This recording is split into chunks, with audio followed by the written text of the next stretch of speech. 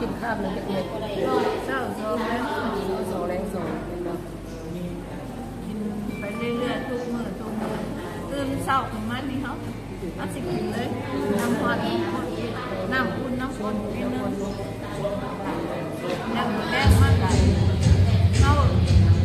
เขามีเวลาไหนกินก้อนเขาไม่นี่เขากินเขาแล้วไม่กินก็ได้แล้วก็นอนยังเศร้ากัน